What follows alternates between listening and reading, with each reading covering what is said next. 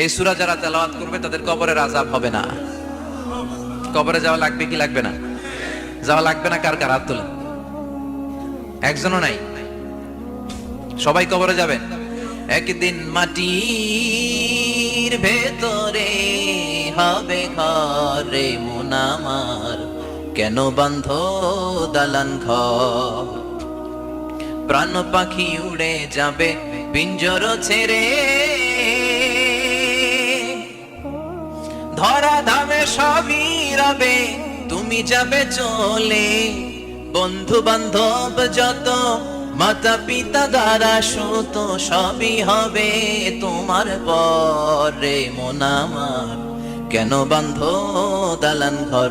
একদিন মাটির ভেতরে হবে ঘরে মন আমার, কেন বান্ধ দালান ঘর? চিল্লায় বলেন ঠিক কিনা? যাওয়া লাগবে, কেউ বাঁচতে পারবে না। দাদা চলে গেল, বাবা চলে গেল, মামা চলে গেল, আমারও যাওয়া লাগবে। সেলিব্রিটি চাই, আরো সম্পদের পাহাড় চাই। ব্যস্ত, আমরা মহা ব্যস্ত। এত ব্যস্ততা কিসের? স্টপ, থামেন, অনেক হয়েছে, আর না। বসেন, একটু ভাবেন। দাদা চলে গেল, বাবা চলে গেল, মামা চলে গেল, আমাকেও চলে যেতে হবে। মাঝে মাঝে কবরস্থানে যাবেন, যে একটু দেখবেন এই কবরস্থানে শিশুরা শুয়ে আছে, কিশোররা শুয়ে আছে, আপনার মতো তাগড়া যুবকরা শুয়ে আছে, ওদেরও রক্ত গরম ছিল আপনার মতো। আজ ওরা নাই, সব শেষ। আপনাকেও যেতে হবে, এই কবরে আমাদেরকে যেতে হবেই। কবরের প্রশ্নের উত্তর দিতে হবে। চিল্লায় বলেন ঠিক কিনা? কবরে প্রথম প্রশ্ন করা হবে, মার রব্বুক, তোমার রবের নাম কি? আমাদের রব কে? ওমা দীনুক, তোমার ধর্মের নাম কি? আমাদের ধর্মের নাম কি? বিশ্বনবীর চেহারা দেখিয়ে বলা হবে, এই লোকটাকে তুমি চিনো কিনা? চিনি না আমরা?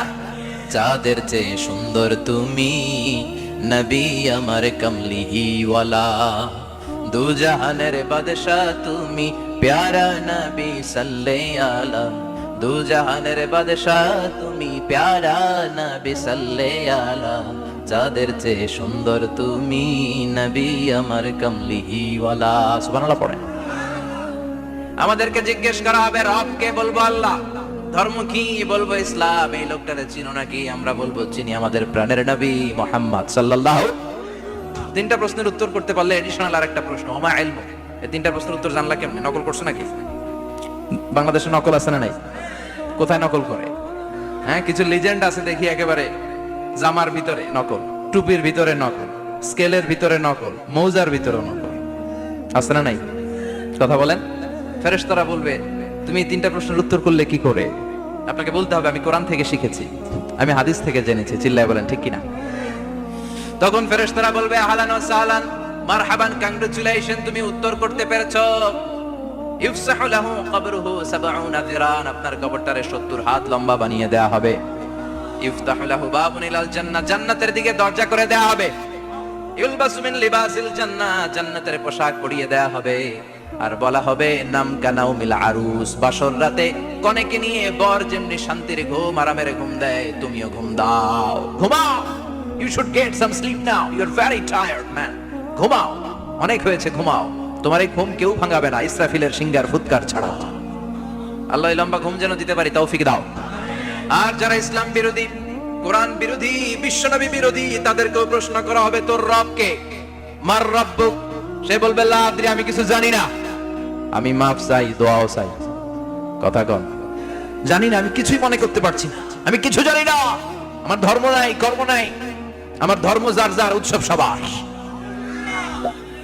আমার কোনো ধর্ম টর্ম নাই, আমার কোনো নামাজ রোজা নাই, আমার কোনো রব নাই। দ্বিতীয় প্রশ্ন, আমা দীনুক, তোর ধর্মের নাম কি?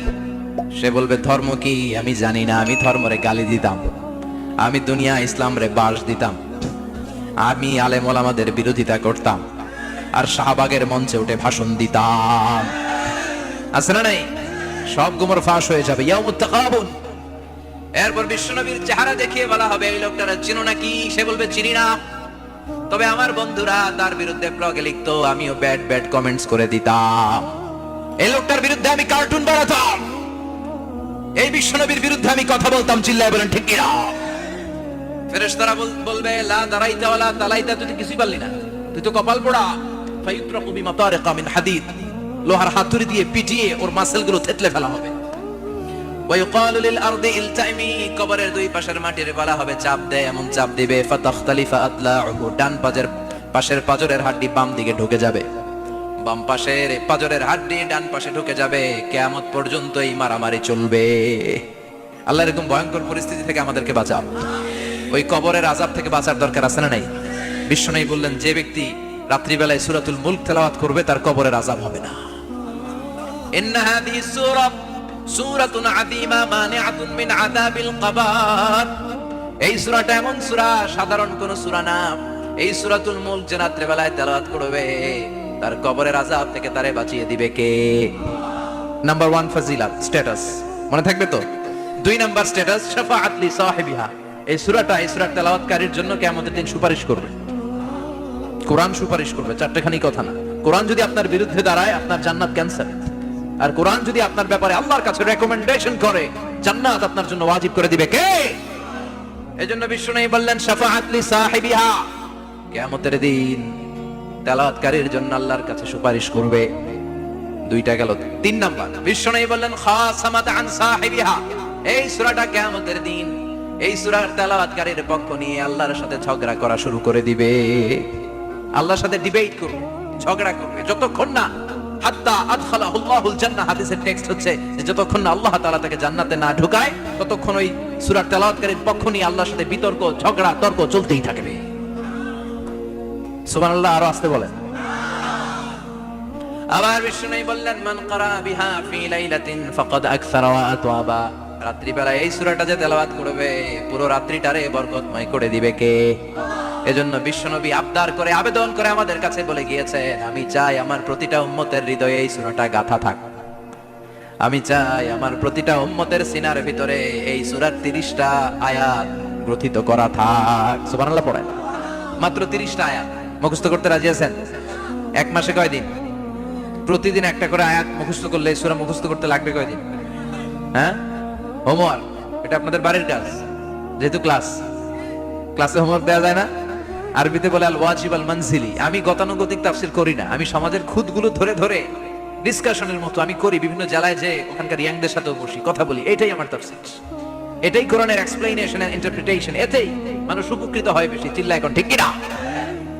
এটা আপনাদের বাড়ির কাজ, মাইথার দিয়া বাসীদের বাড়ির কাজ। হায়াতে আল্লাহ বাঁচায় রাখলে আবার কখনো দেখা হলে জিজ্ঞেস করবো যে মুলক মুখস্থ হয়েছে কিনা।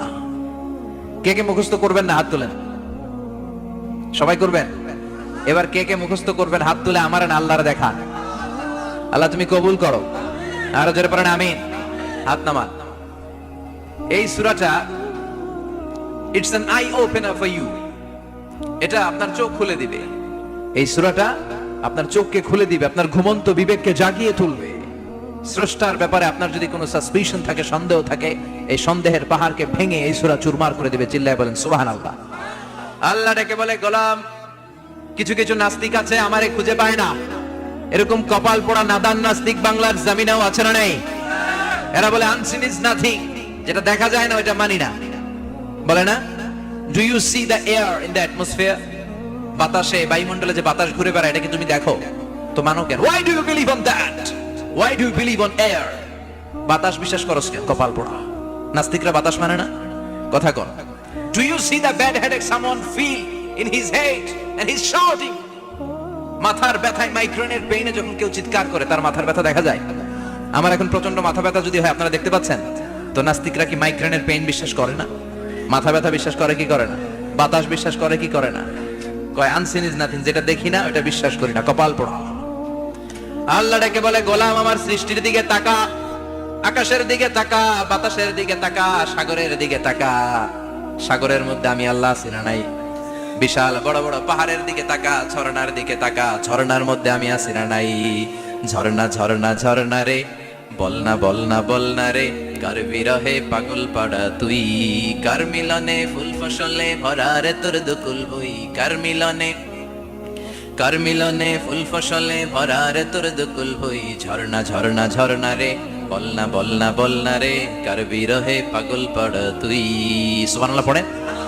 ঝর্ণার দিকে তাকাও, সাগরের দিকে নজর করে দেখো, বিশাল পাহাড়ের দিকে নজর করে তাকাও, ওই পাহাড়ের মধ্যে আল্লাহরে খুঁজে বাবা। চিল্লায় বলেন ঠিক কিনা? ইমাম আবু হানিফার হাতে হাত রেখে শাহাদা বাক্য পাঠ করেছে। সুবহানাল্লাহ পড়েন।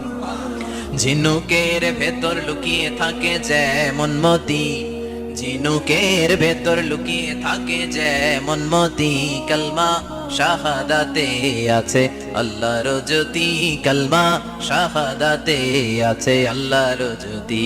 সুবহানাল্লাহ পড়েন। এই জ্যোতি যার হৃদয় একবার টাচ করে তার জন্য জান্নাতকে খুলে দেয় কে? এজন্য এই সূরা পড়লে নাস্তিকরা নাস্তিক থাকবে না। নাস্তিকদের জন্য এখানে আল্লাহ মেডিসিন দিয়েছেন, কিছু ডোজ দিয়েছেন। আলহামদুলিল্লাহ পড়েন। এই সূরা থেকে আমরা কিছু সময় কথা শুনবো। শুনতে রাজি আছেন তো? সূরার নাম চিল্লায় বলেন কি নাম? মুলক। মুলক মানে কি? মুলক মানে রাজত্ব, মুলক মানে ক্ষমতা, মুলক মানে পাওয়ার, মুলক মানে কিংডম, মুলক মানে সভরেন্টি। সুবহানাল্লাহ পড়েন। রব্বুল আলামিন বলেন তাবারাকাল্লাযী বিয়াদিহিল মুলকু ওয়া হুয়া আলা কুল্লি শাইইন কাদির। সুমহান সেই সত্তা যার হাতে ক্ষমতা আর তিনি সব বিষয়ে ক্ষমতাশীল। সুবহানাল্লাহ। তাবারাকাল্লাযী বিয়াদিহিল মুলক, মহামহিম সে সত্তা, সুমহান সে সত্তা, বিয়াদিহিল মুলকু যার হাতে ক্ষমতা। ক্ষমতা কার হাতে? চিৎকার করে বলতে হবে কার হাতে? নাকি আমাদের হাতে, না সরকারের হাতে, পুলিশের হাতে, র্যাবের হাতে, মাশরাফির হাতে, হিরো আলমের হাতে? ক্ষমতা কার হাতে? ক্ষমতা শুধুমাত্র একজনের হাতে। চিল্লায় বলেন তিনি কে? আল্লাহর হাতে ক্ষমতা, আর তিনি হচ্ছেন সকল ক্ষমতার উৎস, centre of the all powers. সব ক্ষমতার উৎস কে? নাকি জনগণ? আমরা কিন্তু এটাই শিখি, এদেশে আমাদেরকে রাষ্ট্রীয়ভাবে শেখানো হয়, এটা রাষ্ট্রীয় কুফরি। সকল ক্ষমতার উৎস জনগণ নয়, সকল ক্ষমতার উৎস কে? উনি ক্ষমতার উৎস, তিনি ক্ষমতাশীল, মহা ক্ষমতাধর, তার ক্ষমতার সাথে কারো তুলনা হয় না। আমাদের কি ক্ষমতা আছে? কথা বলেন। বল্লা পোকার কামড় খাইছেন? হ্যাঁ, মৌমাছি কামড়াইছে? মৌমাছি কামড়াইলে চিল্লাচিল্লি শুরু করে, তো কি ক্ষমতা আছে আপনার? বল্লা কামড় মেয়েরা দেয় তো ওটা ধরে যে মার মইটাও পারি না। কুত্তায় কামড়াইলে আমরা কুত্তারে কামড়াইতেও পারি না। কথা বলেন। আমরা নাকি ক্ষমতার মালিক? পিছন থেকে কেউ যদি বলে হুজুর সাপ, মজা করে বলছি এতই ভাবে, আসলে যদি ফাঁস করে আসতো শব্দ, স্লোগান দেওয়ার বেলায় লিল্লাহে তাকবীর আল্লাহু আকবার, আমার ভাই তোমার ভাই, কাপায় ফেলামো নামায় ফেলামো। কথা বলেন। আর যদি পেছন থেকে কেউ আওয়াজ করে বলে সাপ, দৌড়। আপনারা কি দৌড় দিবেন? আমরা এদিক দিয়ে দৌড় দিবেন। কথা কন। চাচা আপন প্রাণ জীবন বাঁচানোর জন্য ভয়ে পাগল। সাপ লাগবে না, বাবা ব্যাংক চিনেন? মাইথা দিয়ে নাই বোধহয়। আছে আছে। কি করে? খালি লাফায়। 10টা ভাওয়া ব্যাংক যদি ছেড়ে দেওয়া হয় স্টেজে 2টা আর বাকি 8টা এদিকে, ভাওয়া ব্যাংক আর কি লাভ দিবে? এর চেয়ে লাফালাফি শুরু করবো আমরা। কথা বলেন। আর আমরা দাবি করি আমরা ক্ষমতার উৎস। কোনো ক্ষমতা নাই। একবার ডায়রিয়া হলে 3বার টয়লেটে গেলে আর চেহারার দিকে তাকানো যায় না। কারে মাফ করে দে, আই মরে যাইও, আই হাইতান ন, আছে না নাই? তো পারবেন না কেন? আপনি না ক্ষমতার উৎস, আপনি না ক্ষমতার উৎস। আরে আপনার তো কোনোই ক্ষমতা নাই। খুলিকাল ইনসানু দাঈফা, মানুষকে দুর্বল থেকে দুর্বল করে তৈরি করেছে কে? এজন্য রব্বুল আলামিন বলেন তাবারাকাল্লাযী বিয়াদিহিল মুলকু ওয়া হুয়া আলা কুল্লি শাইইন কাদির। সুমহান সেই সত্তা যার হাতে ক্ষমতা। চিল্লায় বলেন ক্ষমতা কার হাতে? আমাদের হাতে কোনো ক্ষমতা নাই। আমরা হলাম দুর্বল। আমরা কি? দুর্বলের ঘরের দুর্বল। আমরা যখন জন্মেছিলাম দুর্বল। আমার ছোট্ট একটা মেয়ে আছে, আমি অবাক হয়ে থাকি যে আমিও তাইলে ছোটবেলায় এরকম ছিলাম। না খাওয়ালে খেতে পারে না, পেশাব পায়খানা করে, ঘর নষ্ট করে, বমি করে, দাঁড়াতে পারে না, শুইতে পারে না, লালা পড়তে থাকে, ক্লিন করতে হয়, সব সময় তাকে আল্লাহর আদেশে দেহে ঢুকে, আল্লাহর আদেশে বের হয়ে যায়। ঠিক কিনা? এই যে ছোট্ট বাচ্চাটা দেহের ভিতরে যে রুহু ঢুকলো, কে দিল? 120 দিনের আগে মানব শিশুর দেহের ভিতরে কিন্তু রুহের ফুৎকার হয় না। সহিহ বুখারীর বর্ণনা 40 40 40 3 40 কত? কথা বলেন। প্রথম 40 থাকে নুতফা, তারপরের 40 হয় আলাকা, তারপরের 40 হয় মুদগা, sperm drop, blood clot and then the little flesh. ছোট্ট নাপাক পানি ছিলাম, শুক্রাণু ছিলাম। আমরা কি ছিলাম? শুক্রও ছিলাম না, শুক্রাণু, শুক্রের অণু। এক ফোঁটা শুক্রের মধ্যে 20 কোটি অণু থাকে। ওই 20 কোটির একটা ছিলাম আমি আর আপনি। সুবহানাল্লাহ। বাড়িতে গিয়ে বলেন ডিম্ব আমরা ছিলাম না, আমরা ছিলাম ডিম্বাণু। ডিম্বের এই ডিম্বাণু আর শুক্রাণু দুইটা মিলে আল্লাহ আমাদেরকে বানায় ফেললেন জাইগট। সেখান থেকে এমব্রয়ো, তারপরে আস্তে আস্তে ইনিশিয়াল স্টেজ গুলো শেষে একটার পর একটা স্টেজ পার করে তিনি আমাদেরকে বানালেন আলাকা, সেখান থেকে মুদগা, আমাদের দেহের ভেতরে তিনি স্কেলিটন ভরে দিলেন, কঙ্কাল, মাথার স্কাল দিলেন, খুলি দিলেন, নাক কান গলা দিলেন, আমার রেসপিরেটরি সিস্টেম চালু করে দিলেন। কত ছোট ছিলাম আমি, ক্ষুদ্র ছিলাম আমি। ফালয়ানজুরিল ইনসানু মিম্মা খুলিকা, খুলিকা মিম্মাইন দাফিক। মানুষের উচিত তার সৃষ্টি প্রক্রিয়ার দিকে নজর করে তাকানো। বাবার পিঠ থেকে সবেগে নির্গত হওয়া পানি দিয়ে মায়ের পেটে তোমারে ঢুকায় দিল কে? নাপাক পানি থেকে ছোট্ট ব্যাঙ্গাচির মতো ছিলাম, জোকের মতো মায়ের জরায়ুর দেয়ালে লেগেছিলাম। সেখান থেকে বড় করতে করতে আমার রেসপিরেটরি সিস্টেম, আমার হেয়ারিং সিস্টেম, আমার সব সিস্টেম গুলো তিনি আমার দেহের ভিতরে সেট করে দিল। চিল্লায় কোন সুবহানাল্লাহ। 120 দিনের সার্টেন পিরিয়ড শেষে তিনি দেহের ভিতরে রুহের ফুৎকার দিলেন। দেয়া মাত্রই আমার রুহুতে ধপ ধপ ধপ শুরু হয়ে গেছে। ওই যে ধপ ধপ শুরু হয়েছে, আজও থামে নাই। এই ধপ ধপ থামলে বাঁচবেন, দম ফুরাইলে আমরা ঠুস হয়ে যাবো, ঠিক কিনা? আরে মানুষ রঙিন ফানুষ, দম ফুরাইলে তবু তো ভাই কারোরই নাই একটুখানি। আরে মানুষ রঙিন ফানুষ, রঙিন ফানুষ, আরে মানুষ। সুবহানাল্লাহ বলেন। সে আল্লাহ বললেন, গোলাম, জীবন আর মরণের মাঝখানে আমি তৈরি করেছি রুহু। পৃথিবীর বিজ্ঞানীরা সব বানাতে পারে, কম্পিউটার বানাতে পারে, প্লেন বানাতে পারে, হেলিকপ্টার বানাতে পারে, রকেট বানাতে পারে, কিন্তু গোটা বিশ্বের সব বিজ্ঞানীরা মিলে কি রুহু বানাতে পারে নাকি? কথা বলেন। গত বছর সোফিয়া নামে একটা রোবট আসছিল না? কথা কন। ওটা মাথা উঁচু করে নিচু করে কথা বলতে চায়, মানুষের মতো হতে চায়। আসলে কি মানুষ? ওটার মধ্যে কি রুহু আছে? রুহু বানাইতে পারবে কেউ? এই রুহু নিয়ে যে কত গবেষণা, মুমূর্ষ রোগীদের উপর গবেষণা চালিয়েছে অনেক। বুলেট প্রুফ গ্লাসের ভিতরে মুমূর্ষ রোগীকে রেখে রেখে তারা চেক করতে চেয়েছে আমেরিকান বিজ্ঞানীরা যে রুহু কোন দিক দিয়ে বের হয়। তারা ওজন করে দেখে, মানুষ মরে গেলে কোন লাশের ওজন বেড়ে যায়, কোন লাশের ওজন কমে যায়। যেটাতে কমে গেছে 2-1 কেজি কমে যায়, তার অবাক।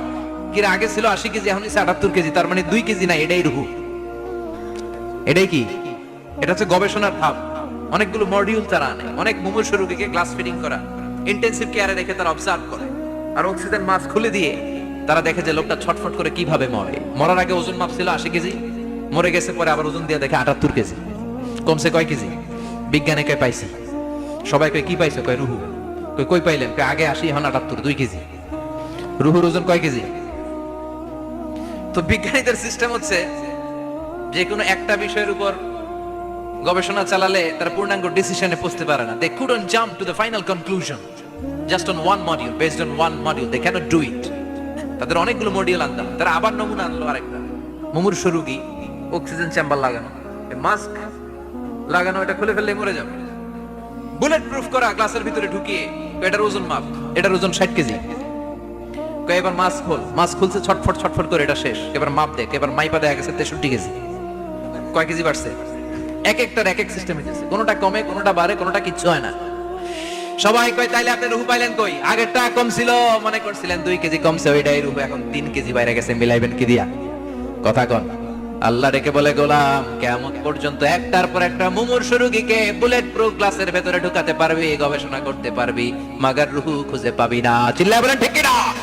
কারণ এই রুহুর মালিক কে? সে আল্লাহ বললেন, আল্লাযী খালাকাল মাউতা ওয়াল হায়াতা লিয়াবলুয়াকুম আইয়ুকুম আহসানু আমালা। জীবন আর মৃত্যু বানালাম তোমাদেরকে পরীক্ষা করার জন্য। পরীক্ষা আছে না নাই? গোটা দুনিয়াটাই পরীক্ষা। আল্লাহ যারে পছন্দ করে বেশি তার পরীক্ষাও। আশাদ্দুন নাসি বালাআন আল আম্বিয়া। এই পৃথিবীতে আল্লাহ সবচেয়ে বেশি বালা মুসিবত দিয়ে পরীক্ষা করেছেন নবীদের। কারণ নবীরা আল্লাহর কাছে কম প্রিয় না বেশি প্রিয়? যেহেতু প্রিয় বেশি, পরীক্ষা।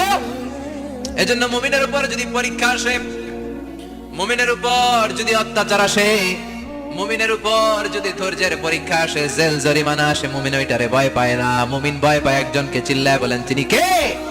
কারণ আল্লাহর ঘোষণা, ওয়ালা তাহিনু ওয়ালা তাহজানু। ঘোষণাটা কার? ভয় নাই, তোদের চিন্তা নাই। আনতুমুল আ'লাউনা ইন কুনতুম মুমিনিন। তোমরাই বিজয়ী হবা যদি মুমিন হও, যদি মুমিন হও। এজন্য ধৈর্যের পরীক্ষা দিতে হবে, আল্লাহর উপর তাওয়াক্কুল করতে হবে, অত্যাচার আর জুলুম আল্লাহর নামে সহ্য করে যেতে হবে। চিল্লায় বলেন ঠিক কিনা? কারণ মুসলিমের সাথে আল্লাহ থাকে। মুসলিমের বদদুয়াকে বিশ্বনবী ভয় করতে বলেছেন। কারণ মুসলিমের বদদুয়ার মাঝে আর আল্লাহর মাঝে পর্দা থাকে। যারা দুনিয়ার বুকে জুলুম করে তাদেরকে ক্ষমতার মসনদ থেকে নামিয়ে দেয় কে?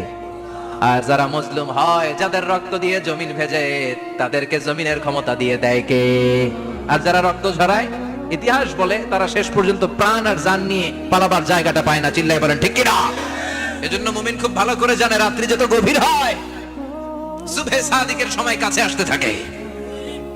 গর্ভবতী নারীর পেটের জ্বালা যন্ত্রণা, ব্যথার পেইন যত বাড়ে, নতুন মেহমান আগমনের সময় কাছে আসতে থাকে। তেমনি ইসলামের পক্ষের শক্তির উপর যদি অত্যাচার, অনাচার, স্টিম রোলার বেড়ে যায়, এটা প্রমাণ করে ইসলামের বিজয়ের সময় কাছে আসতে শুরু করেছে। চিল্লায় বলো ঠিক কিনা? এজন্য রাব্বুল আলামিন ডেকে বলেন, গোলাম লিয়াবলুয়াকুম আইয়ুকুম আহসানু আমালা, কে ভালো আমল করো, কে খারাপ আমল করো, এজন্য আমি জীবন মরণ তৈরি করেছি। চিল্লায় এখন ঠিক কিনা? এরপর আল্লাহ বললেন, ওয়ালাকাদ যায়্যানাস সামাআদ দুনিয়া বিমাসাবিহা ওয়া জাআলনাহা রুজুমান লিশ-শায়াতিন। সুবহানাল্লাহ বলেন। ওয়ালাকাদ যায়্যানাস সামাআদ দুনিয়া। মাইকম্যান কোথায়? সাউন্ডটা বাড়াও। এত দুর্বল কেন তোমার সাউন্ড? মনে হচ্ছে আমি মাইক ছাড়া কথা বলছি। সাউন্ডটাকে স্ট্রং করো। ওয়ালাকাদ যায়্যানাস সামাআদ দুনিয়া, I have beautified the closer sky with candles, with light and stars. আল্লাহ বললেন, আমি দুনিয়ার আকাশকে তারা দিয়ে সুশোভিত করেছি। আকাশে তারা আছে না নাই? এগুলো এমনি এমনি হয়েছে না? তৈরি করছে কে? বিশ্বাস হয়? কোনো সন্দেহ আছে? এখন তো লাইটিং ফাইটিং এর যুগে তারার যে কি সৌন্দর্য আমরা বুঝি না।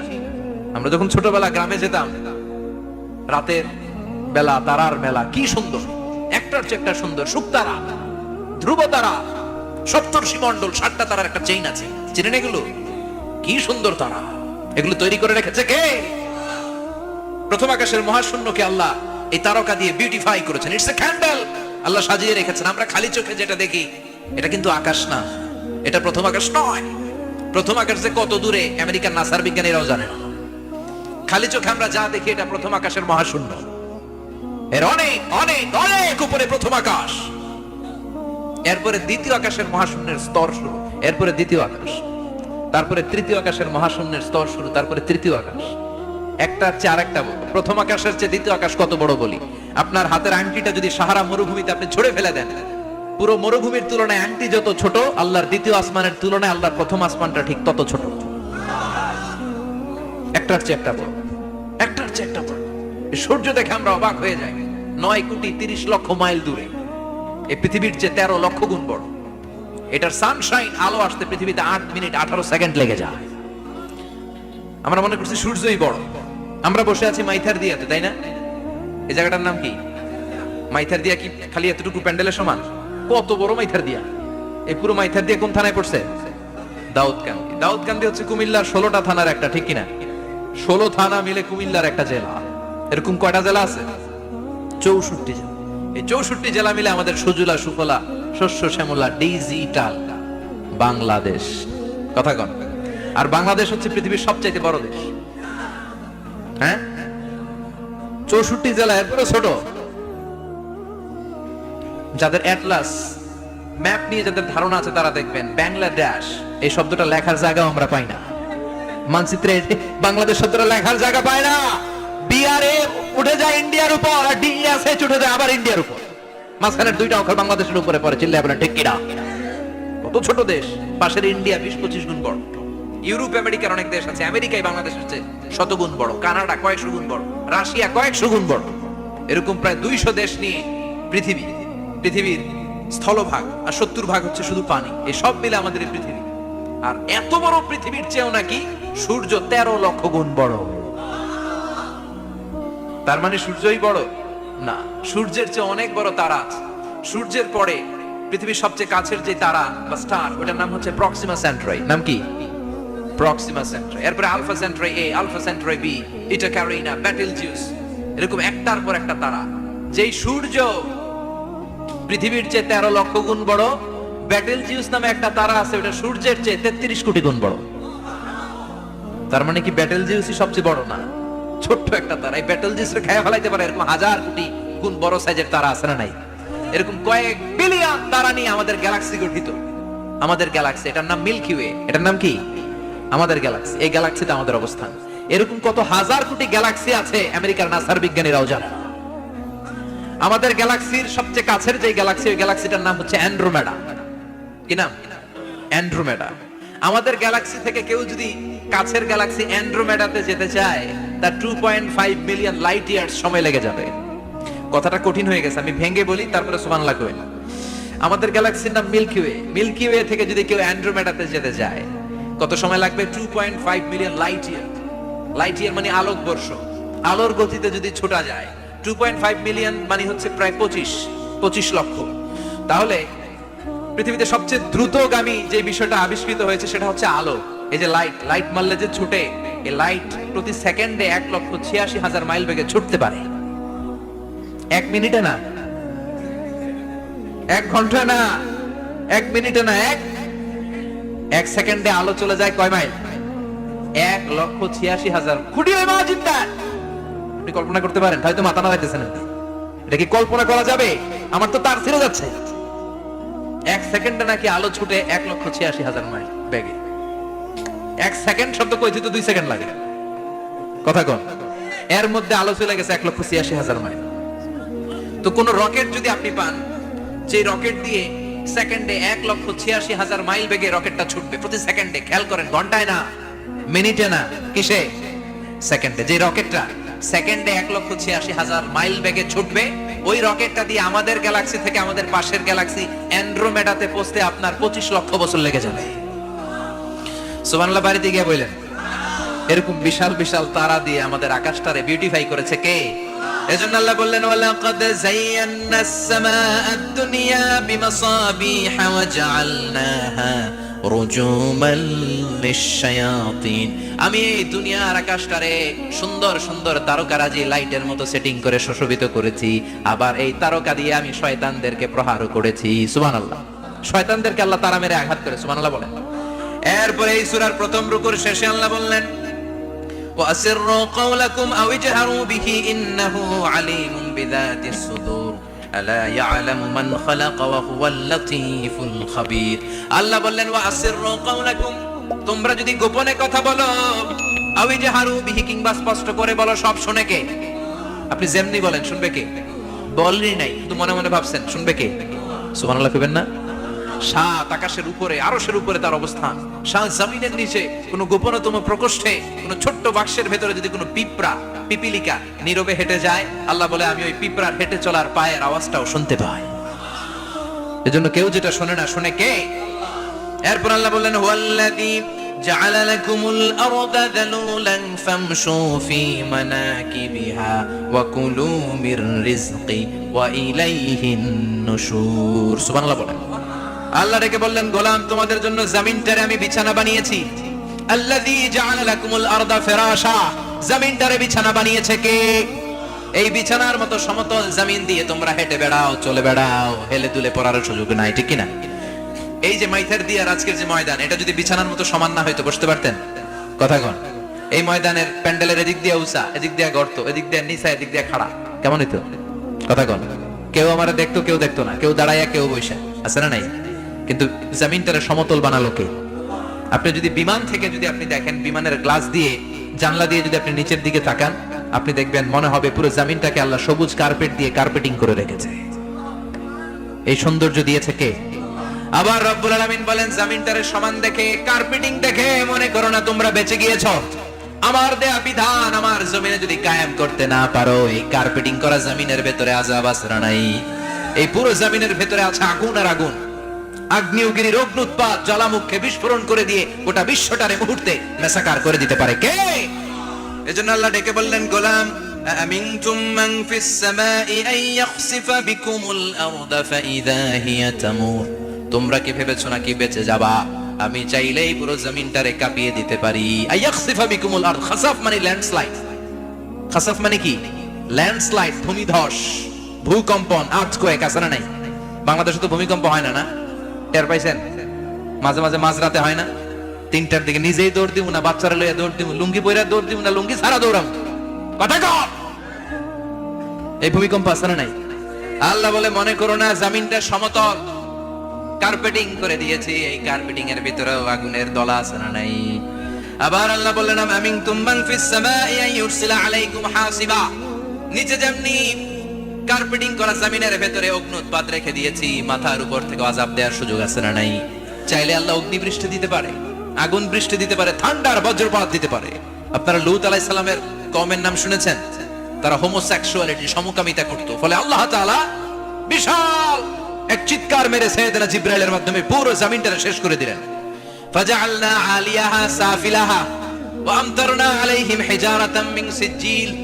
তাদের অপকর্মের কারণে জর্ডানের ওই এলাকাটাকে আল্লাহ বললেন, জিবরাইল এলাকাটাকে হাতে তুলে নে, আকাশের উপরে তুলে পুরো এলাকা সহ মানুষ সহ জমিনের মধ্যে গেড়ে দে। জমিনের নিচের মাটি উপরে নিয়ে গেল কে? উপরের মাটি নিচে নিয়ে গেল কে?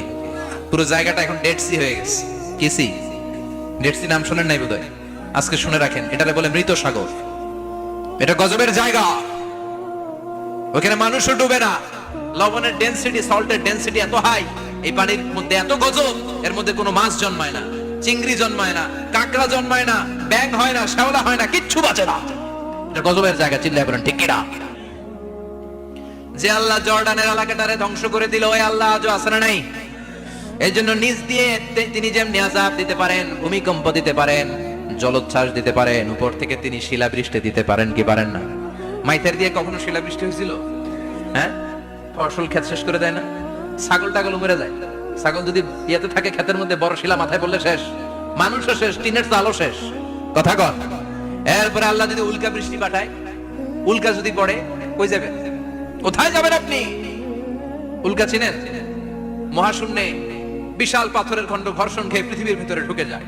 এই পৃথিবীতে সবচেয়ে বড় উল্কাপিণ্ড পড়েছে সাউথ আফ্রিকা। সাউথ আফ্রিকার একটা সিটি আছে, হোবা সিটি। এই হোবা শহরে 60 মেট্রিক টন ওজনের একটা উল্কা পড়েছিল, যেখানে পড়েছে পুরো জায়গাটা বিশাল খাদ হয়ে গিয়েছে। এরকম একটা উল্কা যদি এখানে পড়ে আজকে, বাঁচার উপায় আছে? যে বিল্ডিং এ আমরা থাকি, রাতের বেলায় ঘুমাই আর দুম্মা চলে ধুম দেখি রাতে, ওই বিল্ডিং এ যদি একটা পড়ে, কথা কর, ডান্স ক্লাব গুলোর উপর যদি পড়ে, পতিতালয় যেগুলো আছে ওগুলা যদি পড়ে, যে হোটেল গুলার মধ্যে আকাম কুকাম হয় ওইটার উপর যদি পড়ে, নাকি আল্লাহর এখন দেওয়ার ক্ষমতা নাই? কথা কন। তার মানে বেঁচে গেছো, পার পেয়ে গেছো মনে করো না, নিজ দিয়েও আযাব আছে, উপর দিয়েও আযাব আছে। চিল্লায় বলেন ঠিক কি না? এজন্য ভয় পেতে হবে একজন সত্তাকে, তিনি কে? সব ক্ষমতার মালিক কে? এরপর আল্লাহ বললেন, আওয়ালাম ইয়ারাউ ইলা আত-তায়রি ফাওকাহুম সাফাতিন ওয়া ইয়াকবিদনা মা ইউমসিকুহুন্না ইল্লা রাহমান ইন্নাহু বিকুল্লি শাইইন বাসীর। সুবহানাল্লাহ বলেন। আল্লাহ বলেন, তোরা নাস্তিক হস কেমন করে? মানুষ নাস্তিক হয় কেমন করে? মানুষ কি মুক্ত বিহঙ্গের দিকে নজর করে তাকায় না?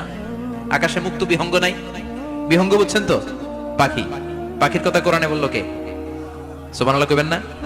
ওয়া আরসালা আলাইহিম তায়রান আবাবিল। আবার কাবা ভাঙতে এলে পাঠাওয়া আবাবিল। দাও খোদা দাও আমায় আবার উমার দারাজ দিল। দাও খোদা দাও আমায় আবার উমার দারাজ দিল। সুবহানাল্লাহ পড়ে। এই যে আল্লাহ বললেন ওয়া আরসালা আলাইহিম, তারপর তায়রান আবাবিল, তায়ের মানে পাখি, তায়ের মানে কি? আবার জান্নাতে যারা যাবে তাদেরকে পাখির ভুনাগ্রস্ত খাওয়াবে কে? জান্নাতে যাওয়ার সাথে সাথে প্রথমে আল্লাহ আপনাদেরকে মেহমানদারি করবে মাছের কলিজা দিয়ে। খাইবেন? মাছের কলিজার কথা শুনে জিহ্বায় পানি আসছে নাকি? আউয়ালু তুআমিন ইয়াকুলুহু আহলুল জান্নাতি ফাজিয়াদাতু কাবিদিল হুত। প্রথমে মাছের কলিজা, এরপরে পাখির ভুনাগ্রস্ত। তার মানে পাখির কথা কোরআনে আছে না নাই? আবার সাইয়েদনা সুলাইমান আলাইহিস সালামের একটা পাখি ছিল, ওইটার নাম কি ছিল? হুদহুদ পাখি। মাথার উপর দিয়ে চলতো, আর ওইটার চোখে জুমিং পাওয়ার আল্লাহ এত বেশি দিয়েছিল, এটা জমিনে নজর করলে বুঝতে পারতো কয় হাজার ফিট নিচে পানি আছে, পানিটা মিষ্টি না লবণাক্ত না কেমন, দেখে দেখে মুহূর্তের মধ্যে সাইয়েদনা সুলাইমানের কাছে সব তথ্য সরবরাহ করে দিত। কোন সুবহানাল্লাহ।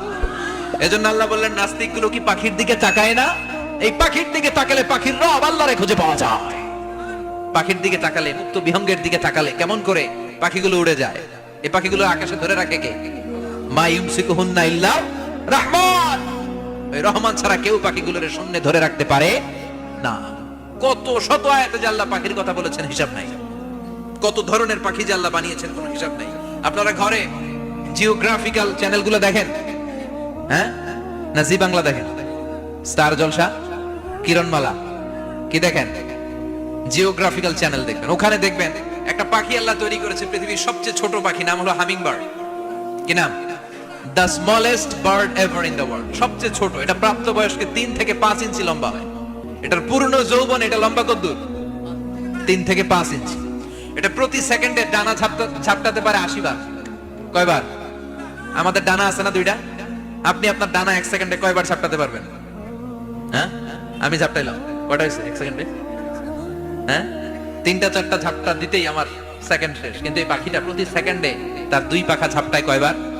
পৃথিবীর সব পাখি সামনে ওড়ে, তো এই পাখি সামনে যেমনি ওড়ে, এট দ্য সেম টাইম এই পাখি পিছনের দিকে উঠতে পারে। সুবহানাল্লাহ। বাড়িতে যাই বললেন ইউরোপের আল্পস পর্বতমালায়, গুগল করবেন যে আজকে গুগলে লিখবেন যে আলপিন সুইফট একটা পাখি আছে। এই পাখিটা একবার যখন শূন্যে উড়াল দেয়, উড়ন্ত অবস্থায় এটা আকাশে 6 মাস থাকতে পারে। আকাশের মেঘের আপ থেকে পানি খায়, শূন্যে ভেসে বেড়ানো পোকামাকড় ধরে খেয়ে বেঁচে থাকে। 6 মাস পরে একবার জমিনে ল্যান্ড করে নামে কয়েকদিন থেকে আবার উড়াল মারে, আবার উড়াল মারলে আবার 6 মাস। আলপিন সুইফট। আরেকটা পাখি আছে, অদ্ভুত পাখি, নাম হোমা বার্ড। এই হোমা বার্ড উড়ন্ত অবস্থায় ডিম পেড়ে দেয়, আর ওই ডিমটা জমিনে পড়ার আগেই মাঝখানে ডিম ফেটে বাচ্চা বেরোয়, বাচ্চা উঠতে শুরু করে দেয়। এই পাখিগুলোর কথা করেন আছে না নাই? এজন্য আল্লাহ বললেন আওয়ালাম ইয়ারাউ ইলা তাইরি ফাওকাহুম সাফাতিন ওয়া ইয়াকবিদনা মা ইউমসিকুহুন্না ইল্লার রাহমান ইন্নাহু বিকুল্লি শাইইন বাসীর। আল্লাহ বললেন নাস্তিকগুলো কি পাখির দিকে নজর করে তাকায় না? পাখির দিকে নজর করে যদি তাকায়, তখন পাখির রব আল্লাহরে খুঁজে পাবে। চিল্লায় বলেন ঠিক কিনা? পাখিকে আরবিতে বললে তয়ের। সবাই বলেন পাখির আরবি কি? বিমানের আরবিও তয়ের। পাখি আরবি যা, বিমান আরবিও। এই পাখি নিয়ে গবেষণা করে বিমান বানাইছে। সুবহানাল্লাহ কইবেন না? আমরা বানাই নাই, আমরা তো খোঁজাখুঁজিতে ব্যস্ত, আমরা আছি ফতুয়া নিয়ে ব্যস্ত। তুই 20 কারণে কাফের, তোর চাচা 90 কারণে কাফের। তোর চাচা মরলে যেই জায়গায় কবর দেয়া হবে, ওই কবরের মাটির উপরে যে ঘাস উঠবে, ওই ঘাস যে গরু খাবে, ওই গরুর দুধ যে খাবে, ও কাফের। আছে না নাই? খালি কাফের ফতুয়া দেয় ব্যস্ত। আমরা ফতুয়া নিয়ে রইলাম, আর ওরা সব আবিষ্কার করে ফেললো। উইলবার রাইট আর অরভিল রাইট, এই দুই ভাই 1903 সালে এই বিমান আবিষ্কার করেছে, এই আয়াতের উপর গবেষণা করে। আওয়ালাম ইয়ারাউ ইলা তাইর, ওরা কি পাখি নিয়ে ভাবে না? আমাদের তো ভাবার সময় নেই, আমরা আছি মদ নিয়ে আর নারী নিয়ে আর জুয়াবাজি নিয়ে। চিল্লায় বলেন ঠিক কিনা? এমন অনেক মন্ত্রীদের হোটেল আছে যেখানে পতিতালয়ের আড্ডাখানা। চিল্লায় বলো ঠিক কিনা? মুসলমান রাজ মদ আর নারী নিয়ে ব্যস্ত, আর ইহুদি খ্রিস্টানরা আমাদের সব ঐতিহ্যকে ধারণ করেছে। উইলবার রাইট অরভিল রাইট গবেষণা শুরু করে দিল। পাহাড়ে শুয়ে শুয়ে দুই ভাই খালি পাখির ছবি আঁকে, কেমনে পাখিগুলোর ডানা ঝাপটা মেরে ওঠে, কেমনে নামে। গবেষণা করতে করতে করতে প্লেন বানায় ফেললো 1903 সালে। আজ থেকে 100 বছর আগের স্টোরি শোনাচ্ছি আপনাদের। তখনকার বিমান এখনকার বিমানের মতো ছিল না। আপনি দেখবেন যে শুরুতে বিমান কেমন ছিল।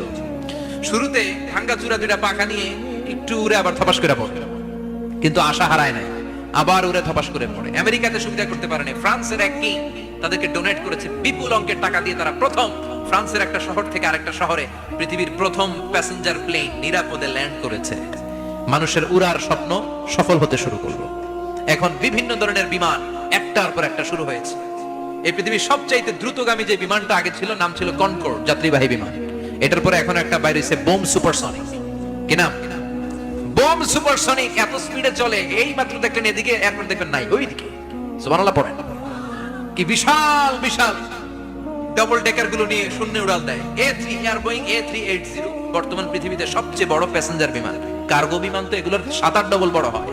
I'm talking about the passenger plane A380। 525 জন যাত্রী নিয়ে এটা শূন্যে উড়াল দেয়। 525 জন যাত্রী, কেবিন ক্রু, পাইলট, বিমানের ওজন, খাবার দাবারের ওজন, ফুয়েলের ওজন, 525 জনের লাগেজ টাগেজের ওজন, এই সব নিয়ে শূন্যে উড়াল দেয়। সুবহানাল্লাহ কইবেন না? এই বিমান আবিষ্কারের আগ পর্যন্ত গোটা বিশ্বব্যাপী সব দেশে দেশে ছিল সেনাবাহিনী আর নৌবাহিনী। বিমান আবিষ্কার হওয়ার সাথে সাথেই শুরু হয়ে গেল বিমান বাহিনী, এয়ার ফোর্স, মিলিটারি। এখন বোম সুপারসনিক বানায়, এখন ড্রোন হামলা করে, এখন মিসাইল হামলা করে, এখন স্যাটেলাইট পাঠায়। আমরাও পাঠাইছি। কি নাম? Bangabandhu satellite. We launching the Bangabandhu satellite channel last year. আমরা বঙ্গবন্ধু স্যাটেলাইটও পাঠাইছি। সবকিছু পাখির উপর গবেষণা করে হয়েছে। চিৎকার করে বলেন ঠিক কিনা? এজন্য আল্লাহ ডেকে বললেন, গোলাম ওরা কি পাখির দিকে তাকায় না? পাখির দিকে যদি নজর করে একটিবার তাকাতো, নাস্তিক আর নাস্তিক থাকতে পারতো না। এজন্য নাস্তিকদের জন্য এই সূরার ভেতরে ডোজ আছে, আই ওপেনার আছে। সর্বশেষ আল্লাহ একটা প্রশ্ন দিয়ে এই সূরাটা শেষ করলেন। প্রশ্নটা শুনবেন, শুনবেন সবাই।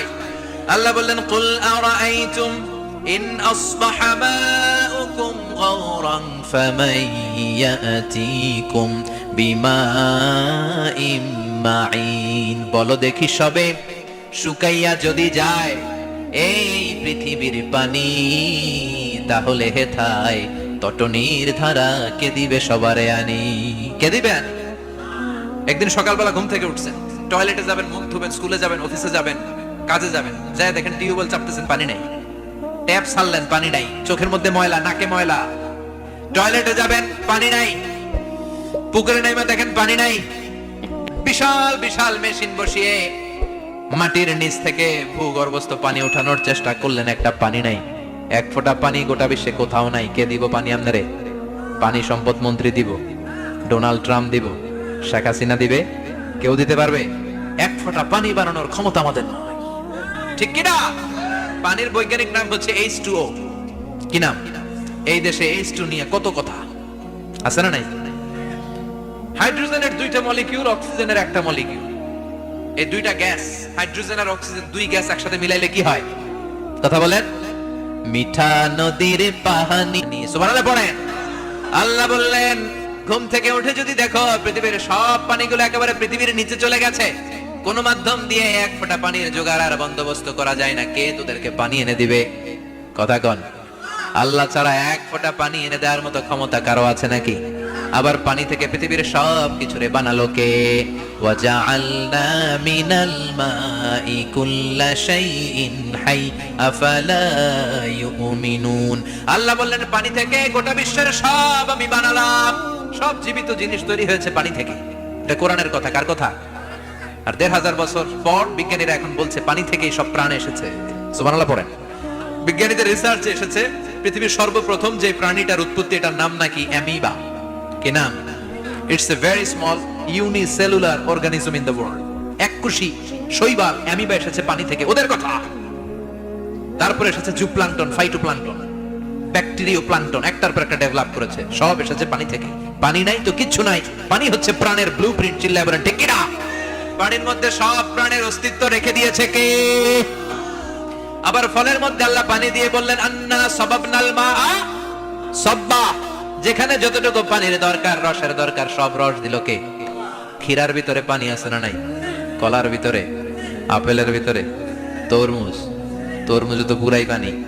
কথাগণ। ডাবের ভিতরে কে দিল? নাকি আমনে বানাইছেন? কেউ বানাতে পারে? এই পানিগুলো দিল কে? আবার আল্লাহ বললেন, মারাজাল বাহরাইনি ইয়ালতাকিয়ানি বাইনাহুমা বারযাখুন লা ইয়াবগিয়ান ফাবিআইয়ি আলাই রাব্বিকুমা তুকাযযিবান। দুই দিকে সাগর বয়ে যায়, একদিকে লোনা পানি, একদিকে মিঠা পানি, একসাথে সাগরটা বয়ে যায়, কিন্তু মাঝখানে এমন ব্লকেজ, একটার পানি আর একটার সাথে মিশানা আটকায় রাখলো কে? দেখছেন আপনারা কোথাও এটা? কই দেখছিলেন? গোয়ালন্দ, বুড়িগঙ্গার এখানে একসাথে পানি বয়ে যায়। এই জায়গায় পানি, এই জায়গায় পানি মিলে না, মিশে না। দাউদকান্দির এখানেও আছে, মিশে না। এর কারণ এই পাশের পানি, এটা ডেনসিটি হাই, বেশি ঘন, এটা ডেনসিটি লো, এটা পাতলা। এটা টেম্পারেচার হাই, এটা টেম্পারেচার কম। এটা লবণ বেশি, এটা লবণ কম। দুইটা দুই পানি একসাথে বয়ে যায়, একটার সাথে আরেকটা মিশে না। এই কারিগরটাকে চিল্লায় বলতে হবে কে? সেজন্য আল্লাহ বললেন, গোলাম পানি দিয়ে আমি বানালাম, পানি ছাড়া বাঁচবি না। এজন্য সব জায়গায় পানির ব্যবস্থা করে দিয়েছে কে? আবার বেশি পানি হলেও মরার ব্যবস্থা আছে না নাই? সাইয়েদনা নূহ আলাইহিস সালামের কওমকে বন্যা দিয়ে ধ্বংস করেছে কে? এজন্য পানি চাইবো কার কাছে? কথা কন। আল্লাহ মেঘ দে, পানি দে, ছায়া দে রে তুই, আল্লাহ মেঘ দে। সবাই পড়েন না? আল্লাহ মেঘ দে, পানি দে, ছায়া দে রে তুই, আল্লাহ মেঘ দে। দেয়ার মালিক একজন, তিনি কে? চাইতে হবে কার কাছে? সব ক্ষমতার মালিক কে? নাকি আমরা? আমরা ক্ষমতার মালিক। আর জীবনে কোনোদিন বলবেন মানুষ সকল ক্ষমতার উৎস? এই কথা কোনোদিন বলা যাবে? সকল ক্ষমতার একচ্ছত্র নিরঙ্কুশ মালিকানা একজনের। চিৎকার করে বলতে হবে তিনি কে? বিপদে আপদে সবসময় আমরা তার কাছে চাই, তার কাছে ফিরবো। আল্লাহ আমাদের সবাইকে কথাগুলো বুঝার ও আমল করার তৌফিক দান।